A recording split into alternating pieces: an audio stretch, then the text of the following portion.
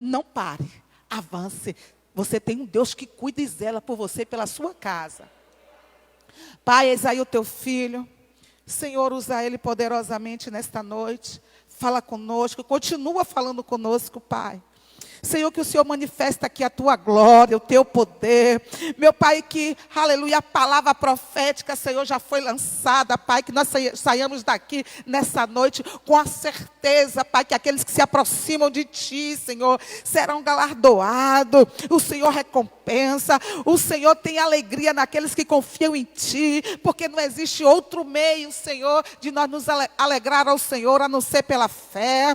Não adianta, Pai, eu dizer que eu prego bonito, que eu sou santa, que eu não peco, que eu não faço nada, se dentro de mim eu não tiver a certeza do Deus que eu sirvo. Pai, que o Senhor possa tocar os lábios do teu filho e trazer para a tua igreja uma palavra rema, poderosa. Espírito Santo, que toma ele aqui, que se necessário for, muda até a mensagem, mas fala com a tua igreja em nome de Jesus. Saúde os irmãos com a paz do Senhor, amém? É uma honra estar com vocês aqui essa noite novamente para trazer a mensagem. Deus é bom, é fiel. Abram a Bíblia de vocês no livro de 1 Reis, capítulo de número 17.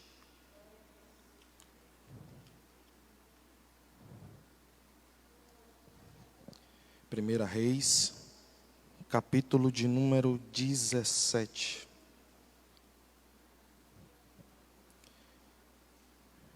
E diz assim: Elias, o tesbita, que habitava em Gileade, declarou a Acabe: Tão certo como vive Yahvé, o Senhor Deus de Israel, a quem sirvo, juro em nome do Eterno que não cairá orvalho nem chuva nos anos que se seguirão, exceto mediante a minha palavra.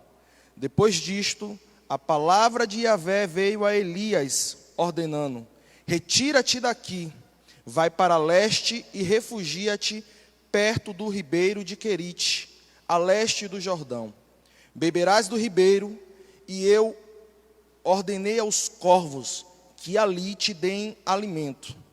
Então Elias partiu e fez tudo conforme a palavra de Yahvé. Foi morar perto do riacho de Querite, a leste do Jordão. Os corvos que ali traziam pão e carne pela manhã, como também pão e carne ao pôr do sol, e ele saciava a sua sede nas águas do ribeiro. Entretanto, passados alguns dias, a torrente secou, porquanto as chuvas haviam cessado sobre a terra. Podem se assentar, meus irmãos.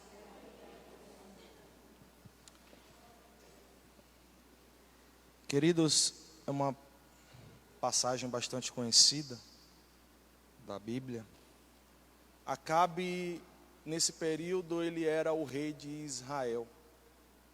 Só que Acabe, ele quando assume o trono, as suas atitudes, as suas decisões, as suas posturas são piores do que os seus antecessores. Ele irrita Deus de tal forma, com as coisas que ele faz, que ele chega a gerar a ira de Deus. Acabe, a gente pode dizer que aquele homem que não reconhece a paternidade de Deus. Então, Acabe, quando ele assume um trono, ele vai e se casa com Jezabel. Jezabel, filha de Etbaal, né, o rei dos Sidônios. Ele vai se casar com ela. E não contente em apenas se casar com ela, ele vai construir um templo para esse Deus Baal. Ele constrói esse templo em Samaria. Dentro desse templo, ele ergue um altar de adoração a esse Deus. E isso vai cada vez mais fazendo com que o povo fique direcionado para aquilo que o rei estava fazendo, estava executando. Por quê? Porque os seus antecessores, eles também foram contra né, alguns dos seus antecessores, os mais próximos, eles não foram fielmente àquilo que dizia a palavra de Deus, aos mandamentos de Deus. Então agiram de forma que se prostituíram com outros deuses. Então Acabe, além de construir o templo, de se casar com Jezabel, de erguer um altar dentro desse templo, que estava em Samaria, ele constrói também, ele manda erguer um poste ídolo. Um poste ídolo para também adoração a esse Deus Baal. Dando uma estudada, analisando as demais circunstâncias daquele tempo, alguns historiadores vão dizer que não era de fato um poste ídolo. Ele, em volta do templo de Baal, ele fez um bosque. Mas ele fez isso propriamente para provocar a irritabilidade de Deus. E Deus, ele de fato, ele vai acabar se irando, a palavra chega a descrever de uma forma abominável, com as atitudes, e o proceder de Acabe no seu reinado. Só que aí vem um contraponto, porque vem um tesbita, se levanta alguém que está ali, afastado, um homem de Gileade, que estava ali no anonimato até então, era desconhecido, mas ele tinha a convicção do Deus a quem ele servia. Ele tinha a convicção do ensinamento que ele recebeu dos seus pais, do Deus de Israel, do Deus Todo-Poderoso, daquele que pode tudo e todas as coisas. E ele, mediante a esses ensinamentos, ele se levanta com a situação que estava sendo inserida no meio do povo. Repare que não é Deus que levanta ele, não é Deus que diz alguma coisa a ele nesse primeiro momento, é ele que, ao ver o confrontamento daquilo que ele aprendeu da origem do seu povo, o que estava acontecendo naqueles tempos, ele se levanta e vai até Acabe. Ele é apenas um homem que surge nesse momento, nessa história. Só que ele é um homem que ele usa da sua convicção em Deus para dizer para Acabe: olha, sobre a minha palavra, eu vou lhe dizer uma coisa, debaixo da minha palavra, confiando, referenciando no Deus Todo-Poderoso. Não foi Deus que falou com ele, ele está usando a sua palavra com o ensinamento que ele recebeu debaixo da lei do povo hebreu, e está dizendo, confiando no Deus que eu sirvo, não vai chover sobre essa terra. Durante um determinado tempo, essa terra não vai cair orvalho. Orvalho é quando você acorda, 4, 5 e meia da manhã, quem já foi na roça, vê aquilo tudo molhadinho, as plantas molhadinhas, a terra um pouco encharcadinha. E ele diz, não vai ter nem o orvalho e nem a chuva. Então ele está dizendo, em hipótese alguma, essa ação da natureza que faz com que a terra seja irrigada, seja adubada, para que haja subsistência de mantimentos de água para este povo, não vai ter durante um período. Por quê? Porque ele não concordava com a forma com que Acabe estava conduzindo o povo. E aí, em seguida que ele profetiza isso, a palavra vai dizer que a voz do Senhor vem até ele e diz, olha, Elias, sai daí depressa, vai lá para o ribeiro de Querite, sai daí, vai se refugiar no ribeiro de Querite, porque lá eu já determinei que os corvos vão lhe alimentar. Lá você vai ficar próximo ao ribeiro, e daquele ribeiro você vai matar a sua sede, quando você tiver sede. Os corvos vão trazer de uma porção dobrada diária para você, pão e carne. Se você não recebeu, eu recebo. Em outras palavras, Deus está dizendo, eu estou te colocando em um lugar de isolamento, porque em Querite ele não tinha ninguém a não ser Deus. E quando Deus manda ele ir para Querite, Deus está dizendo, Querite para você é um lugar de refúgio, é um lugar de aprendizado, é um lugar de crescimento, mas também é um lugar de provisão. Porque enquanto você estiver lá em Querite, todos os dias eu vou mandar o alimento para você. Todos os dias você vai ter um riacho onde você vai matar a sua sede. Todos os dias você vai ter provisão sem você ter que fazer nada. Apenas estar obedecendo a minha ordem. Então, queridos, Querite, apesar de ser um local onde Elias está ali isolado, escondido, É um local onde ele vai crescer. Querite é uma escola, Querite é um aprendizado. Por quê? Porque em Querite havia um ribeiro. E o ribeiro só existe por causa da chuva. Se ele está profetizando e determinando que vai ter seca, que não vai cair chuva, ele está dizendo, em outras palavras, Deus quando manda ele ir para Querite está dizendo, você vai para um lugar que já tem um tempo determinado que você vai beber, você vai comer, você vai se resguardar, eu vou lhe ensinar coisas, eu vou te revelar coisas, porque nesse determinado período eu vou forjar em você uma estrutura para as próximas etapas que eu vou te levar. Então Querite é um lugar de passagem. Deus manda ele ir para Querite, em cima da palavra que ele profetizou, dizendo, tem um tempo determinado neste lugar. Tem um tempo determinado em toda a situação que nós passamos, em toda a situação que nós enfrentamos, em toda a situação que nós vivemos, tem um tempo determinado. Por quê? Repare que Deus ele também vai dizer, olha só, os corvos, eles vão trazer pão e carne, pela manhã e pela tarde. Corvo é um animal impuro. Corvo, ele é atraído por carniça, por podridão e por insetos. Isso que atrai ele. Aí Deus está dizendo assim, ó, preste atenção que eu vou pegar aquilo que é improvável para trazer para você todos os dias uma porção dobrada que vai lhe saciar, que vai lhe sustentar, que vai lhe suprir enquanto você estiver guardado debaixo da minha palavra em Querite. Deus ele vai pegar o improvável, queridos, para trazer a provisão que a gente necessita quando nós estamos totalmente dependendo dele. O terceiro ponto de Querite. Querite é lugar de isolamento. É lugar só. Só tem você e Deus. Ele não tinha ninguém para trocar figurinhas com ele.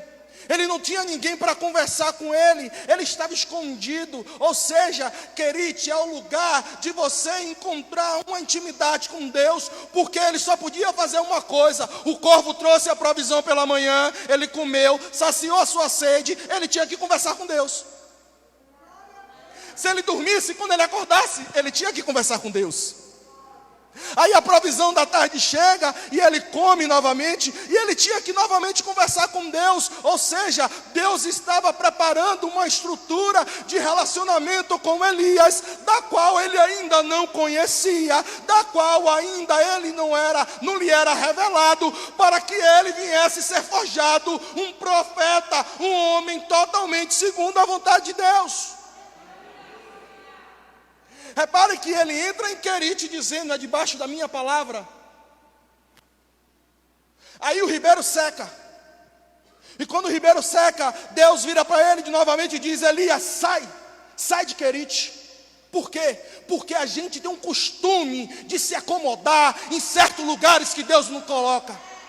Porque eu quero lhe dizer uma coisa nessa noite, existe um tempo para você comer, para você beber, para você se relacionar, para você aprender e você sair para um novo nível. A gente insiste em ficar nos mesmos lugares porque gera uma zona de conforto. Aí tem gente que quer passar a vida toda em Querite e Deus está dizendo, olha, o ribeiro secou. Não tem mais água. Se você falou que não ia chover, eu fui com a sua palavra, mas só que não tem mais água para saciar a sua sede. As padarias já fecharam, não tem mais pão. O açougue está fechado, não tem mais carne. Os corvos se perderam no caminho. Vai ficar fazendo o que aí? São as circunstâncias. É no nosso cotidiano, a gente passando por dificuldades e tribulações. Analise agora a sua vida. Quantas e quantos problemas você passou e você está aqui hoje? Quantas situações foram que lhe afligiram, e ainda vou lhe dizer mais, piores do que essa que estamos vivendo hoje. E você está aqui. E você está de pé. Aí é Deus dizendo, chega, sai daí. Eu já te alimentei, já supri a sua necessidade. Agora eu vou te levar a um outro lugar. Eu quero que você venha agora para Sarepta. Você vai se aproximar um pouco mais do olho do furacão. Você vai se aproximar um pouco mais do território do inimigo. Mas é lá mesmo que mais uma vez eu vou mostrar a minha fidelidade com você. Porque Elias entra, vou repetir, Elias entra, está muito alto. Elias entra em Querite, falando conforme a minha palavra. Mas quando ele chega em Sarepta, ele está dizendo, conforme a palavra dele. É conforme a palavra do meu Deus. Eu agora só vou falar aquilo que ele mandar eu falar. Eu não vou mais falar de coisas da minha alma, do meu interior, da minha natureza. Por quê? Porque quando ele chega lá e ele encontra aquela viúva, conforme Deus ordenara, o que é que ele vai pedir para aquela viúva? Me dá pão, me dá água. Porque era o que ele estava acostumado lá em Querite. Só que em Sarepta você não vai desfrutar, nem vai usufruir e nem vai usar as mesmas coisas de Querite. As ferramentas são novas. O tempo é outro, a ação é outra, o entendimento é outro, a revelação é outra, a unção é nova. E aquela mulher vai obedecer e vai fazer. Só que Deus ele usa 2 itens. Ele vai dizer, a farinha e a panela, a botija e o azeite. A farinha e a panela era para aquela mulher, era para aquela viúva. E a botija e o azeite era para Elias, para ele entender que agora ele era um vaso escolhido, e que ele ia entender que agora era necessário ele se encher desse azeite, porque não ia mais faltar. Deus não queria mais tratar com ele com pão e com água. Quando ele chegou em Sarepta, Deus está falando, agora eu vou tratar com um vaso, e o vaso eu moldo do meu jeito, eu faço da minha maneira, eu modelo nas minhas mãos, eu estruturo você, eu preparo você, eu te conduzo, eu deixo você todo pronto, te lanço no fogo para formatar a sua estrutura, para te dar uma resistência, para te dar uma coraça, para que você seja forte. E quando você chegar no ponto que eu acho que seja necessário, eu derramo azeite, eu derramo unção, eu derramo a graça, eu derramo o poder. E Elias, ele entra em Sarepta para mudar a história de uma viúva, para mudar a história do filho da viúva. Quando ele chega em Sarepta, ele está nutrido daquilo que Deus preparou para ele. E aí é o que a pastora Néa falou aqui no final. É nessas horas que a gente vai discernir, separar aqueles que servem daqueles que não servem, daqueles que têm para oferecer para os que não têm para oferecer. É nessa hora.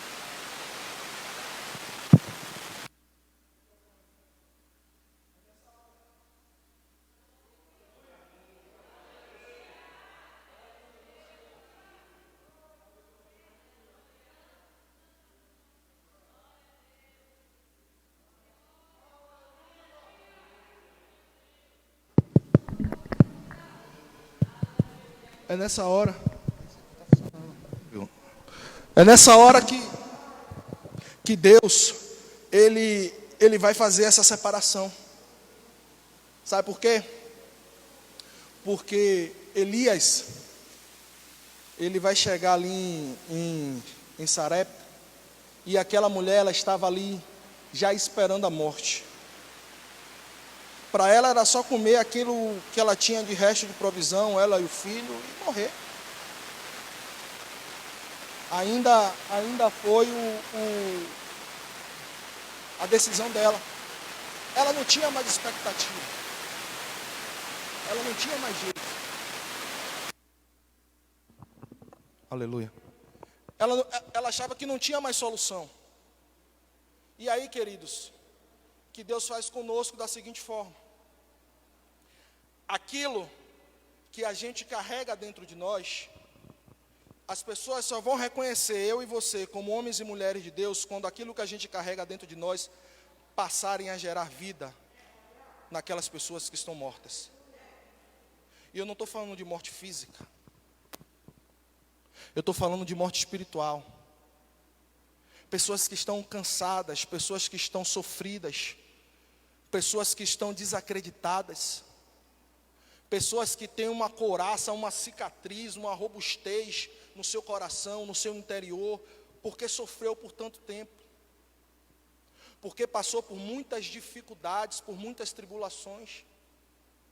Mas não encontrou alguém que tivesse próximo a ela algo que injetasse essa alegria, esse ânimo, para que ela voltasse a sorrir. Você vê que tem pessoas que parece que andam já cabisbaixa, andam desanimadas, não têm esperança. Pessoas que não têm mais ânimo. E aí, é nessa hora que o que a gente carrega dentro, que tem que fazer a diferença. É a unção que está sobre nós, que tem que fazer a diferença.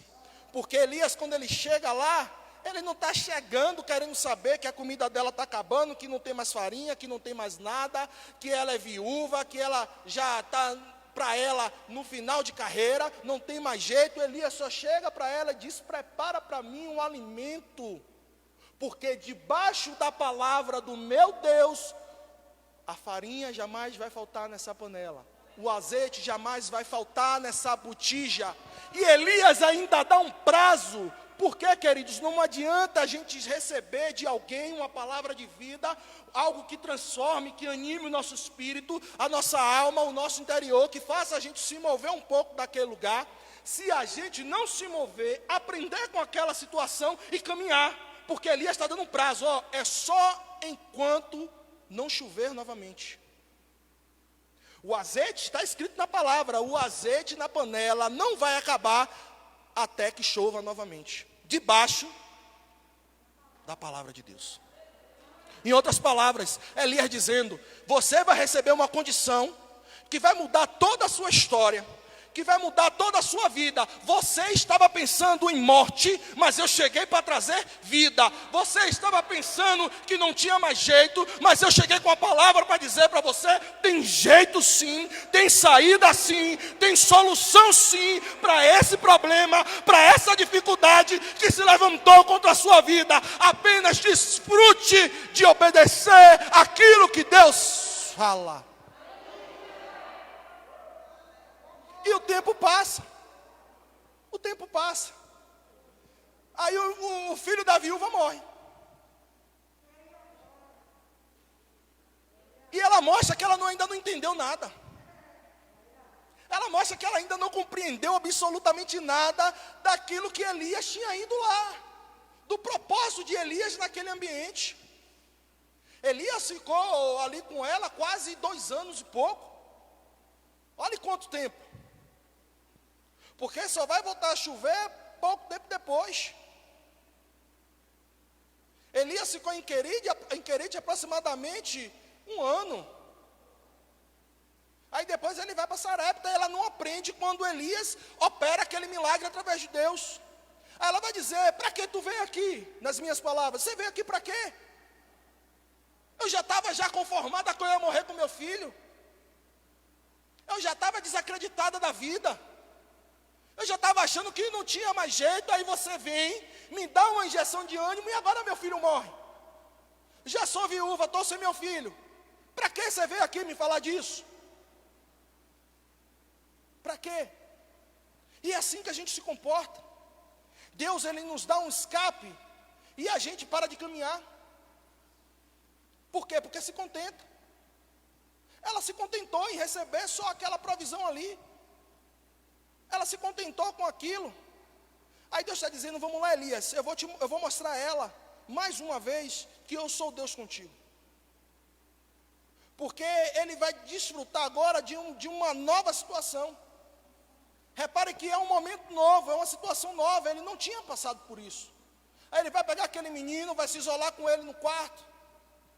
E ali ele vai deitar por cima daquele menino umas 3 vezes, ele vai orar, vai clamar ao Senhor. E repare que é Elias que clama ao Senhor. Elias que assume a posição diante da situação. Porque Deus tinha orientado ele para isso. E quando ele clama ao Senhor, o Senhor vai e restitui a vida ao menino. Ele vai e entrega o menino para a mãe. E a mãe vai dizer o quê? Agora eu sei que você é homem de Deus. Agora eu sei que Deus é na sua vida.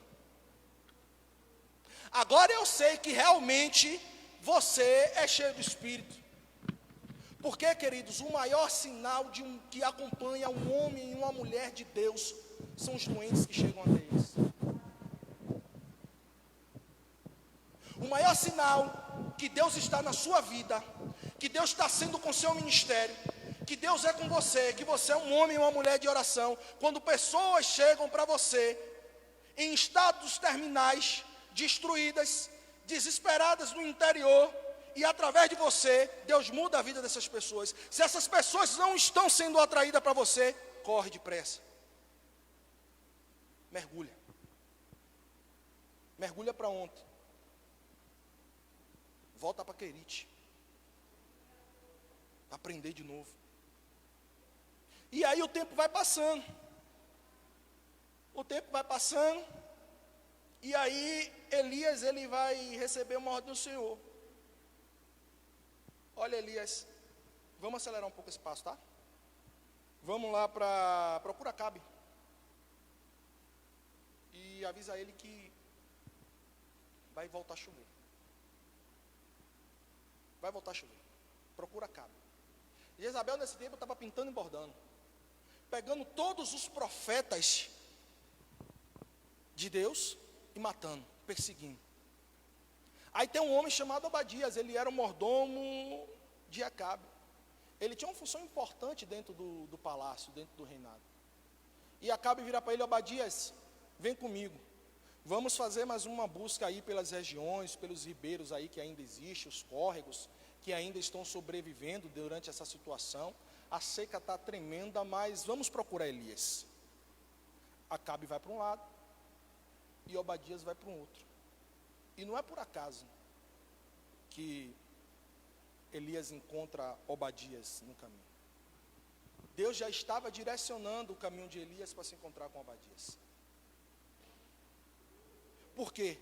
Porque Obadias, ele estava ali guardando 100 profetas em 2 cavernas, 2 grupos de 50. Ele era um homem que temia o Senhor. Ele era um homem que obedecia ao Senhor, mesmo estando servindo a um reinado corrupto. E quando Elias encontra ele e passa o recado, ele vai dizer: mas meu Senhor, como é que pode? Elias vai dizer: não, seu Senhor é Acabe, não sou eu. Mas eu vou morrer, Acabe vai me matar. Se eu chegar, ele está lhe procurando tantos anos. Em todo o reinado que ele passa, em todo o povoado que ele passa, ele faz coisas terríveis, até que as pessoas digam que realmente você não esteve por lá, que você não passou por lá, que você não esteve escondido lá. Aí Elias vai dizer para ele novamente: debaixo da palavra do Senhor, tão certo como ele vive, eu encontro com Acabe hoje. Obadias vai, segue, dá o recado a Acabe. Acabe se prontifica a encontrar Elias. E quando eles se encontram, Elias faz um desafio a Acabe. Acabe, ele vai dizer para Elias: você é um flagelinho de Israel? Você está se achando alguma coisa? Você que está causando toda essa seca, toda essa destruição no meio do povo, é por causa de você? Aí Elias vai dizer para ele: não, é por causa de você, da sua conduta de se afastar do Senhor. Porque você se afastou dos caminhos do Senhor, porque você desobedeceu as leis e mandamentos que nós tínhamos, o povo está perecendo desse jeito. Tudo isso é culpa sua. Só que Acabe, ele não tinha essa coragem de confrontar diretamente Elias. No fundo dele, nutria o entendimento de que Elias verdadeiramente era um homem de Deus, por isso que ele incitava Jezabel contra Elias.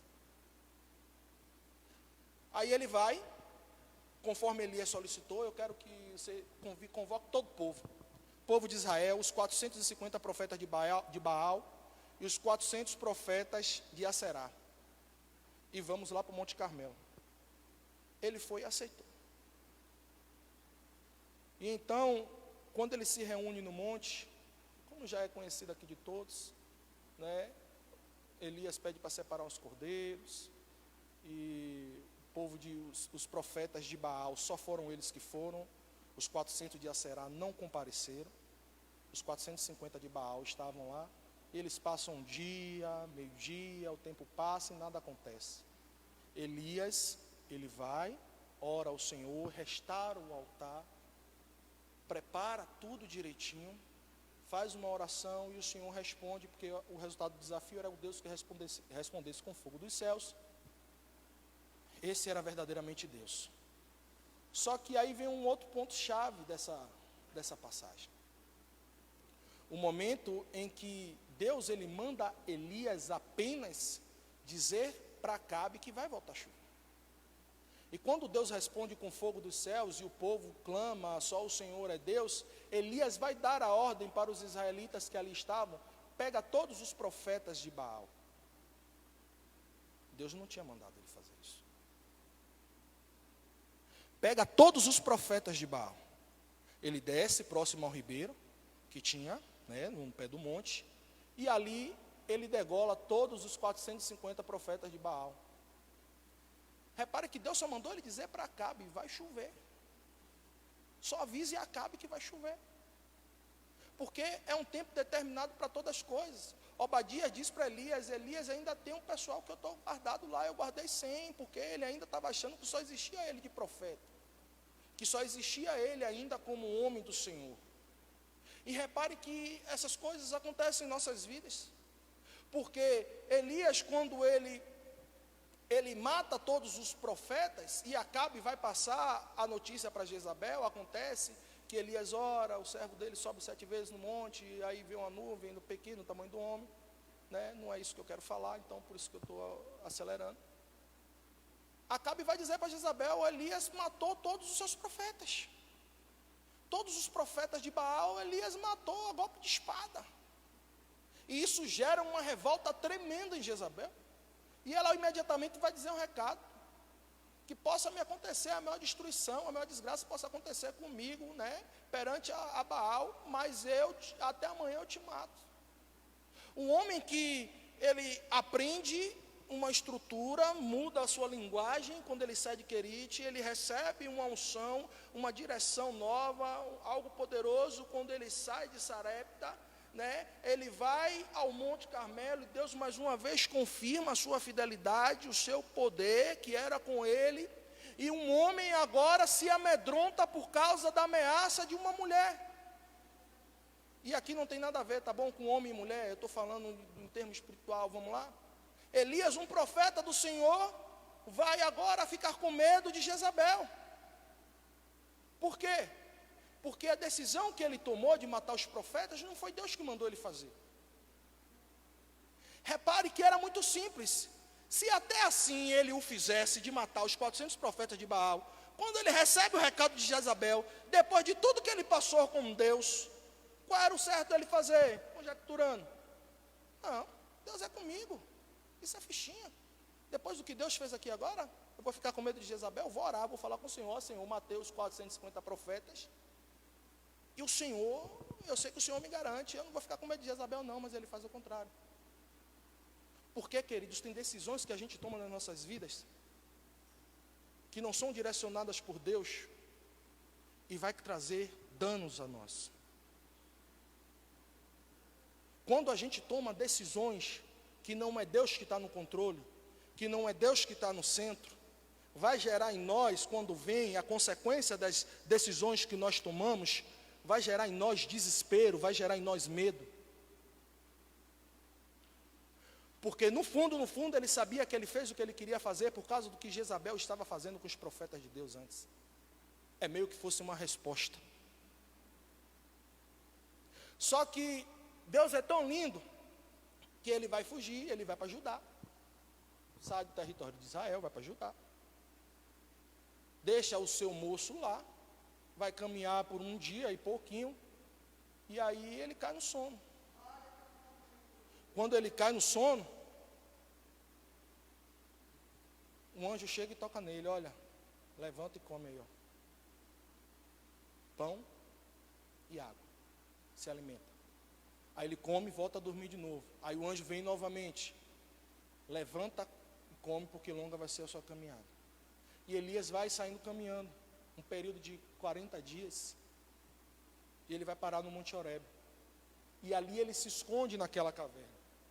Repare que só 3 homens na Bíblia Deus sustentou no deserto, durante 40 dias. Primeiro Moisés, depois Elias, por último Jesus. Os 3. O homem que estava ali cheio do Espírito, outrora que estava ali sendo orientado, direcionado por Deus, agora está dentro de uma caverna pedindo a morte. O homem que estava ali, achando que o seu ministério já tinha encerrado para ele e já não precisava mais nada. Já estava bom, ele já viveu tudo que ele tinha para viver. E por consequência da sua escolha errada, ele está dentro de uma caverna. E vai pedir a morte. Só que não tem como aquele que gera a vida abandonar o barco, abandonar o propósito assim de uma hora para outra, por causa de uma ameaça do inimigo, por causa de uma ameaça do adversário. Não tem como. E Deus não permite que os seus escolhidos fiquem dessa maneira, nesse estado, nesse nível. Por quê? Repare que, vamos falar de Pedro um pouquinho. Pedro, Jesus ressuscita, aparece para os discípulos, sopra sobre eles o Espírito, e ainda assim, Pedro decide voltar para as coisas antigas. Aí Jesus volta, não. Você vai se frustrar fazendo aquilo que você acha que você sabe fazer, porque você vai passar a noite toda pescando, apesar de você ser um exímio pescador, você não vai encontrar nada, e o vazio que estava dentro de você, que antes era desse tamanho, vai voltar maior ainda. Mas eu estou aqui para mostrar a você quem você é e para que eu te chamei. Repare que Davi era para ele estar guerreando. Naquela época todos os reis teriam que se dar em batalha. E Davi escolhe não ir para a peleja, resolve ficar em casa. E aí quando ele fica em casa, ele vê o que não deve. Ele comete um adultério, mata o marido da mulher, de Batseba, engravida ela, casa com ela, só que o menino morre. Não adiantou ele chorar, não adiantou ele rasgar as suas vestes e se isolar, não adiantou, porque a consequência das nossas escolhas vão chegar, mas Deus está dizendo, eu ainda estou aqui, e sei quem você é, eu sei o que eu derramei em você, o que eu preparei para você, e eu insisto em te dizer, levanta-te. Aí Deus está dizendo para Elias, o que é que você está fazendo aí? Deus não vai ficar mais tratando com Elias, com um Elias que está ali, desesperado, com medo, que quer morrer. Porque Deus não vai tratar com o homem natural, Deus trata com o homem espiritual. Então Deus está dizendo, o que é que você está fazendo aí? Aí ele vai se lamentar, aí Deus vai dizendo, ó, vem para fora, que eu quero falar com você. E aí tem 3 manifestações, que Elias vai ver assim, é Deus? Não. Elias estava acostumado a ver fogo, Elias estava acostumado com terremoto, Elias estava acostumado com ventania, Elias estava acostumado com tudo isso. Tudo isso para Elias era tranquilo. Deus já havia mostrado a ele essa sua teofonia. Deus já tinha se revelado para ele dessa maneira. Mas agora ele não entendeu, porque ele achava que era Deus e não era. Aí é Deus dizendo para Elias, agora que você achou que só tinha você, eu tenho 7.000. Não pense que se você parar, minha obra para.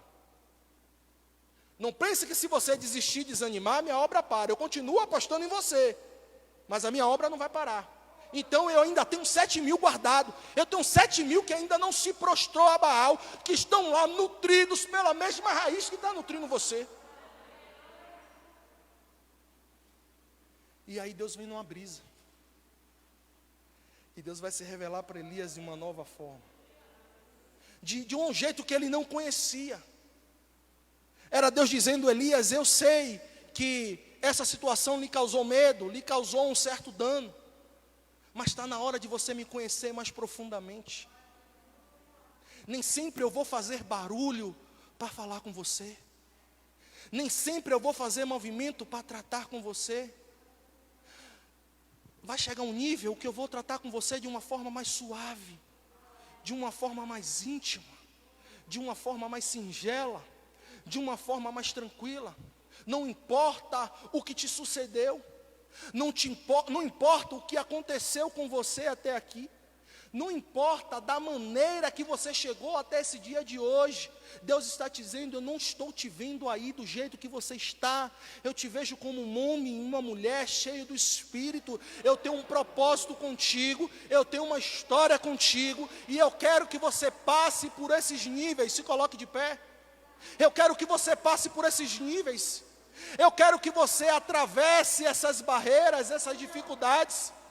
Eu não tratei com você em Querite para você chegar no meio do caminho e desistir.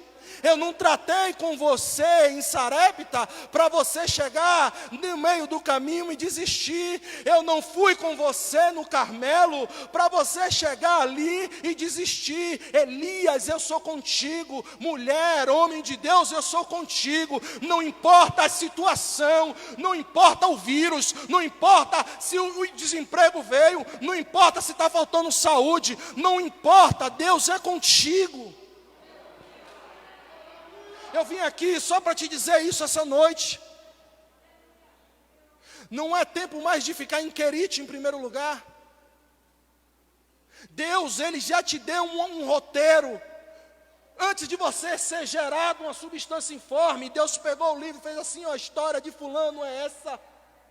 É um roteiro que já está escrito, que já está preparado. Tudo que Deus quer é que a gente nele se insira nesse lugar e comece a trilhar nesse caminho.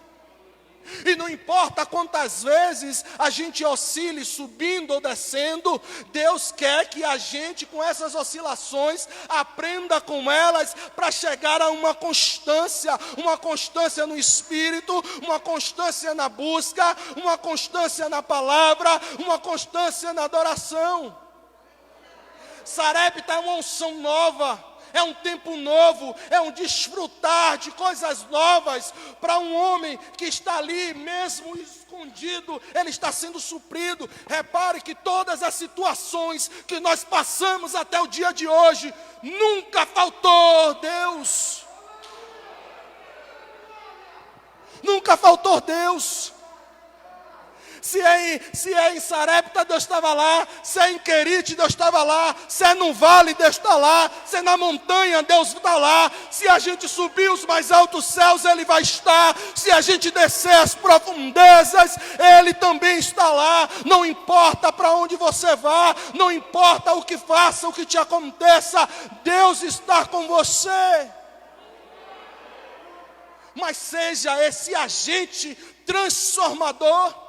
Porque o que Deus colocou em você é precioso, é raro, é uma essência poderosa, é uma essência capaz de mudar países, de mudar nações, de mudar histórias. Você precisa crer, você precisa confiar, você precisa avançar. Sabe? Pare de dizer que você não é capaz. Tira esse discurso da sua boca. De que você não consegue sentir, de que você não consegue ouvir. Pare, se concentre, foque em Deus, foque nesse Deus poderoso, que te deu a oportunidade de estar vivo hoje. Você já agradeceu a Ele hoje? Você consegue ser grato a Ele hoje porque você está aqui? Você consegue agradecer a Ele? Não sou eu que vou agradecer por você, é você que tem que agradecer por Ele, porque você está vivo. E Deus está te chamando nessa noite. O que é que você está fazendo aí? É a pergunta que imbui no meu espírito. O que é que você está fazendo aí? Deus não te mandou ficar nessa caverna. Deus não te mandou fugir. Deus não mandou você se esconder. Deus não mandou você parar. Deus não mandou você recuar. Deus não mandou você desistir. Avança, se levanta, porque quando você se levanta e caminha debaixo da autoridade dele, da obediência, ele vai se revelar a você, ele vai mostrar coisas novas, ele vai fazer o poder dele emanar através da sua vida.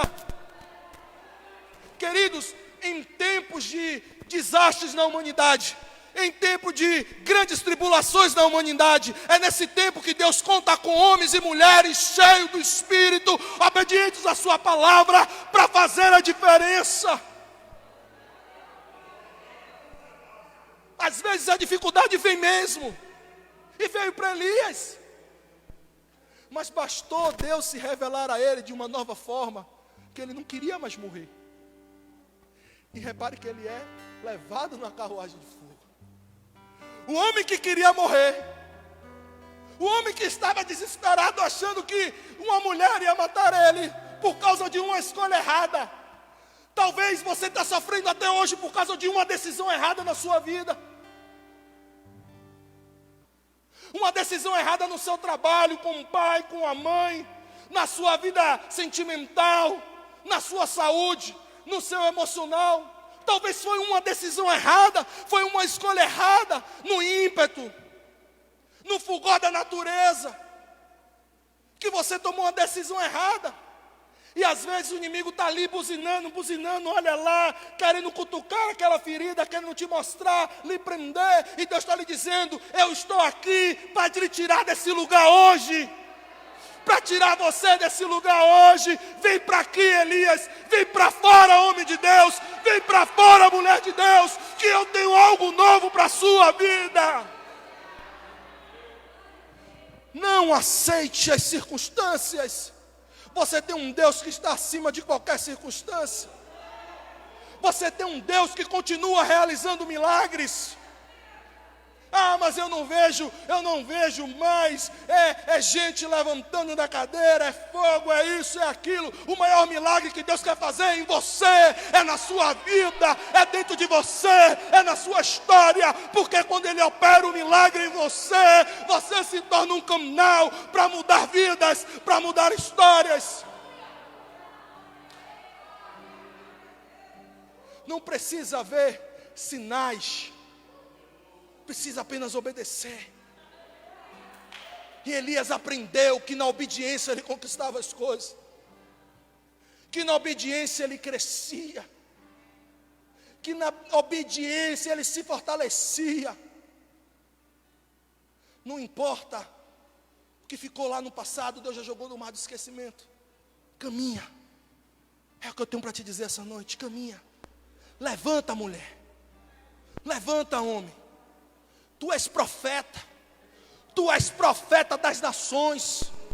Caminha, forte, coragem, ousadia, levanta. Fala as palavras que Deus colocou nos teus lábios. Deixa Ele te tomar quando Ele quiser te tomar. Deixa Ele te usar quando Ele quiser te usar, porque Ele é Deus. Aleluia. Porque Ele se responsabiliza com aqueles que buscam Ele em secreto. Entendeu? Meu filho, Léo,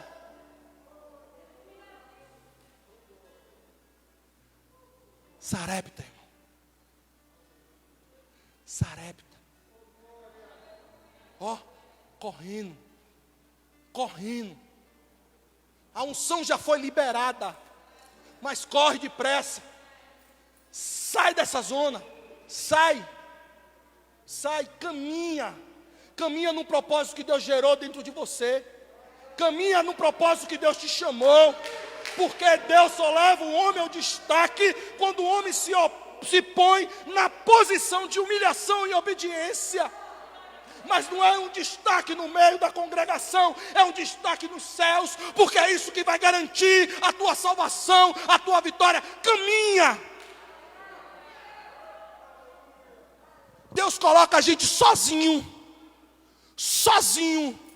para que a gente não ouça muitas vozes.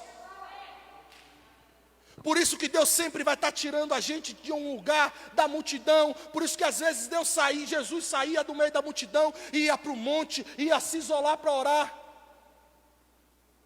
Porque tem coisas, irmão, que é um secreto. Tete a tete. Para você que está aqui, não se veja mais como você era antes. Não se veja, não cabe. Não cabe mais. O que cabe agora é a mulher de Deus, cheia do Espírito. É um casal obediente ao Senhor, cheio do Espírito. É um homem, uma mulher que está aqui esperando no Senhor, um jovem, uma jovem que é temente ao Senhor e que escolheu esperar a direção de Deus, que dá certo, que as coisas fluem, que as coisas acontecem. Então, tira essa palavra de morte, de fracasso da sua vida. O que Deus colocou em você é vida. Deus te chamou para crescer e caminhar de glória em glória, marchando. Vem dificuldades, vem problemas, vem gigantes. É Deus dizendo, Davi, o leãozinho e o urso é um momento de preparo. Agora vem o gigante. Ele só enfrentou o gigante porque ele matou o leão e o urso. Ele só enfrentou outras batalhas e grandes desertos porque ele foi vencendo uma a uma, não tenha pressa. Tudo tem um tempo determinado. Houve um tempo determinado em Querite, houve um tempo determinado em Samaria, houve um tempo determinado para aquela mulher com a provisão do azeite. Deus sempre trabalha com o tempo certo. Amém? Que Deus te abençoe com essa palavra. Que você desfrute dessa unção e dessa graça que Deus colocou em você. Você é capaz, você pode, você é, porque Deus disse que você é. Então se levanta porque Deus quer te usar. Deus te abençoe.